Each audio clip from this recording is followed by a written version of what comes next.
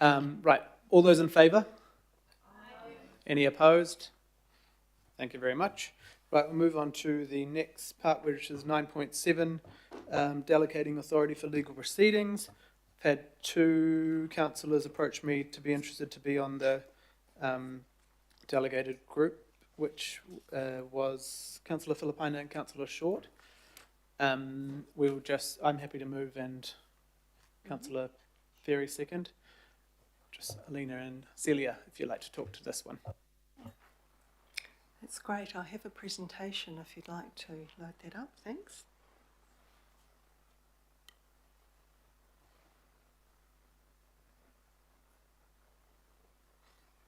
It's quite brief. The purpose of this report is really to approve Auckland Council's starting position for legal proceedings, including delegations to an elected member subgroup for policy and plan making matters and to staff for technical matters. So basically that is the wheelhouse of this committee, is policy and plan making.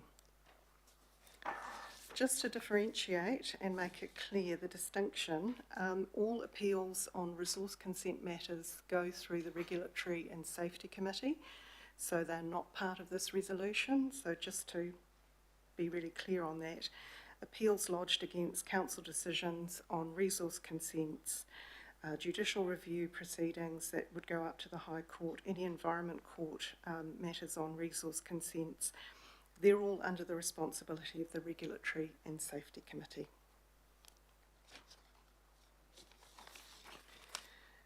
Just to, again, emphasise that this committee manages Environment Court appeals, High Court appeals and judicial review proceedings that relate to council decisions on policy and plan making matters under the RMA. Mediations, settlement discussions and hearings are likely to be required for all of the matters on this slide, and there may be a need for decisions to be made urgently to determine the council's position in advance of and during these processes. So just to be clear, the Environment Court has a practice note that requires that parties that attend mediation have authority to settle the matter on their client's behalf, or there is a risk that another party to an appeal may apply for that party to be struck out. So what this report's really aiming at is having some very clear decision-making pathways so that cases can be managed efficiently and effectively. And this is the last slide. Basically, the delegations outlined in the report will enable staff to handle technical matters, for a subcommittee to consider policy shifts, transparent decision making and efficient and effective decision making, saving time and money.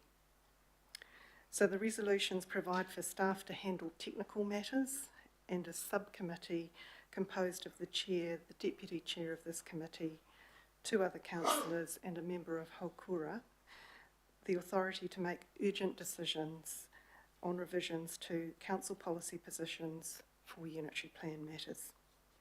So this really enables transparent decision making. The subcommittee decisions are reported back to the entire committee through memo updates, and this is considered to be a very efficient and effective way of processing and advancing our legal proceedings. So just to give you an example of a policy shift, might be decisions that were made by this committee on Plan Change 78 as it progressed through the evidence stages, where we may have needed to ask for additional height in particular locations. Those matters were able to be dealt with quite efficiently by a subcommittee and reported back to the Committee of the Whole. That concludes my presentation. Thanks. Cool, thank you. I just see that Councillor Burns has asked as well to be on. I just spoke to Megan, and we're happy to have Councillor Burns on there as well, but I will say that it has to be pretty, my experience, this is sort of like a 12-hour turnaround and stuff, so it doesn't happen that often, but when it does, it's kind of all hands on deck. So as long as everyone is fine to sort of understand and act quickly. But most of the time, if we can, we'll try and take this to the whole committee. But it's if it's a last minute. But I'm sure that'll be fine having Councillor Burns on there as well. Questions, Councillor Gillen. Thank you. My question was going to be for some examples of the policy changes, the council's position on policy matters and matters that go beyond technical matters. You've given one example. Do you have other examples, please? Yes. In particular, ones that have actually already been done, say last term? Yes, so basically the example that I've got in front of me is there was evidence being prepared on the city centre provisions that supported extra height in a particular location bounded by Wellesley Street East, Queen Street and Rutland Street. Staff supported some additional height in that location. It did not conflict with any Maunga view shafts or other important values, and that was a matter that was able to be taken through the subcommittee and enabled our evidence to be prepared and submitted in a timely manner. Okay. I mean, I have concerns about this. So what would happen then if the subcommittee approved a change in policy that actually, when it came before the full committee balked at it and said, no, actually, we don't like that, but you've already taken that through to court. So what's the situation there?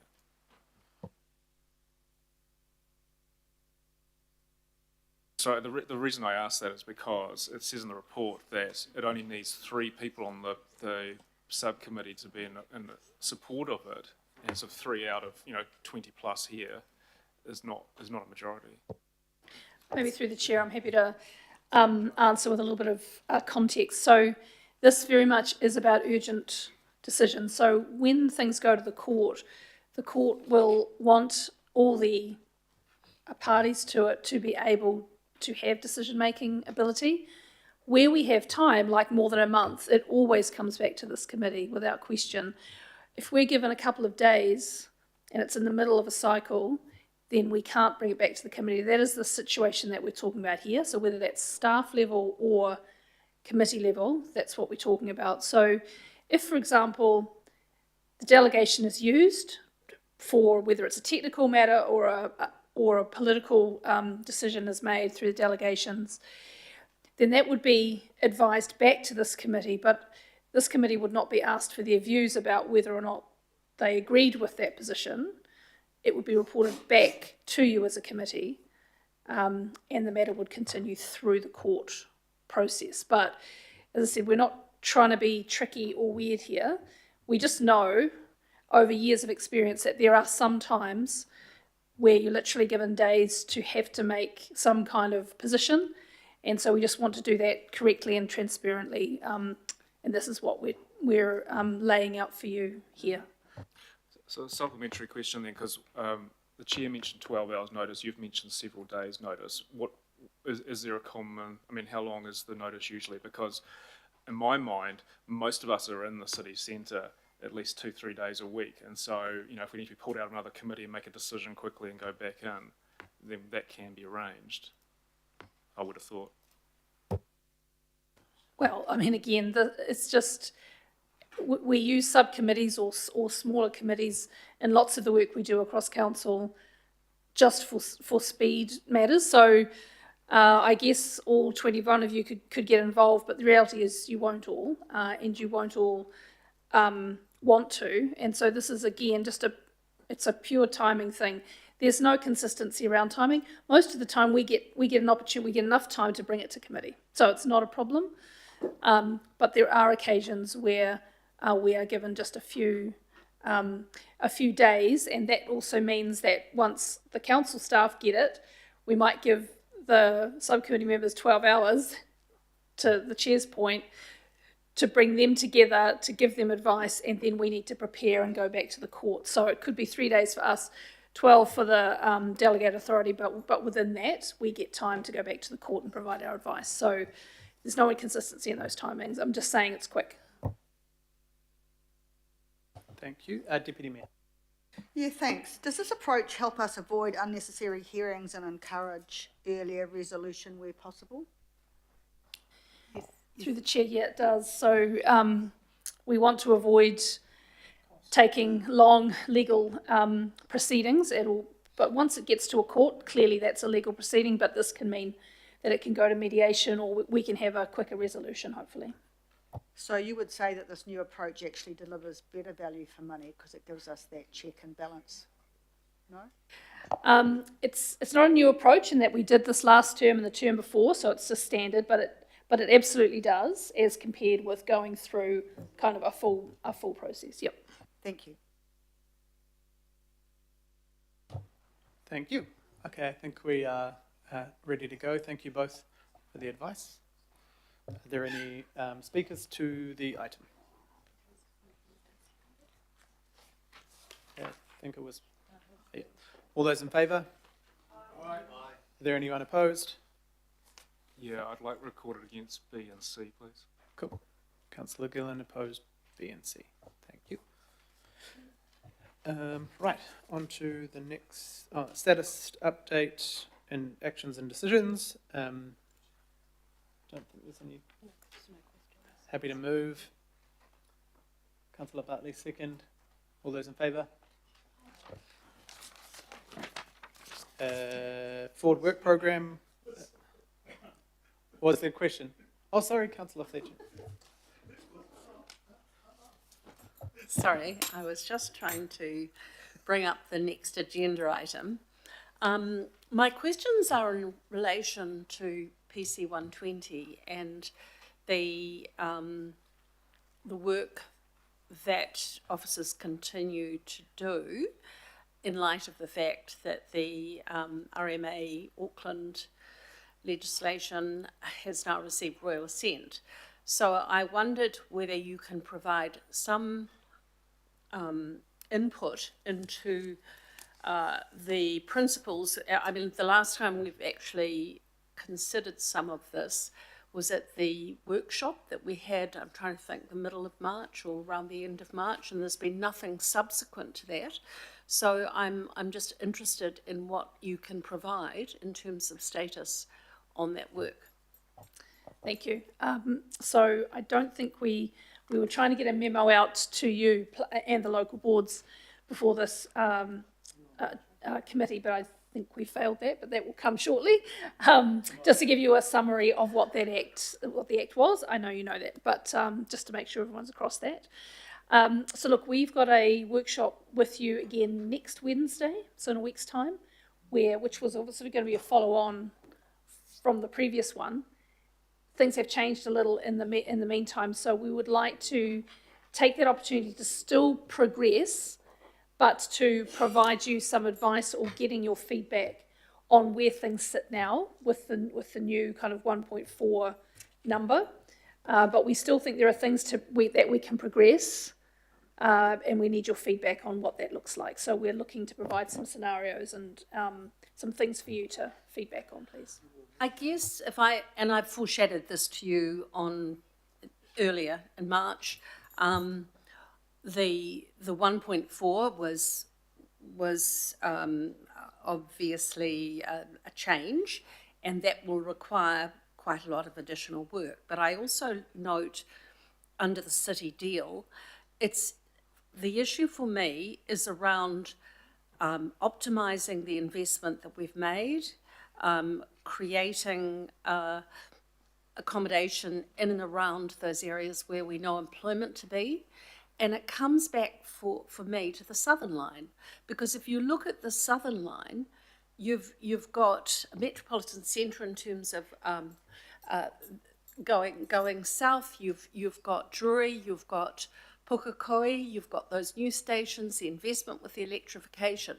And I think the fundamental thing, though, is we know a lot of those jobs are going to be out in that southern area going into the future. And yet, currently, there is nothing around the work that we've done on intensification in those areas with those new stations going in. I went over the weekend and took some photographs of the new stations, and I mean, there's some fabulous housing that's been provided with Pairata Rise and so forth, but that's more in the old single dwelling quarter acre, well, it's not a quarter acre, but the equivalent in today's world.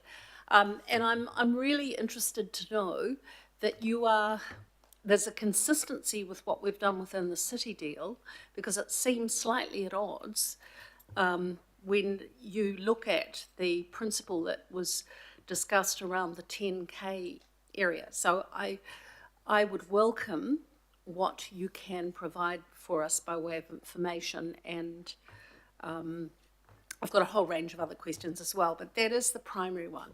It's really helpful. If we can pick that up again on next Wednesday, and then take that through as well. So we'll deal with, or at least provide you some advice on Wednesday and see where that lands. Do we know thus far, and I realise it's both central and local government, but what the quantum is in terms of investment that we've made in the Southern Line, or will have made? I don't know. Let me see if I can get a sense of that. Yeah, I don't know. Well, I think it's more into the billions, actually. It would be very helpful to have that information. Thank you. Thank you. Right, all those in favour? Was that on 9 or 8? It was 8. Sweet, sorry. Forward Work Programme, moved by Councillor Winiata and seconded by Councillor Gillan. Councillor Foley. All those in favour? Aye. Any opposed? No. Summary of information, I'll move. Seconder. Councillor Ferry. All those in favour? Cool. Right, so we'll go to closing karakia. I've done everything. Unuhia, unuhia, unuhia.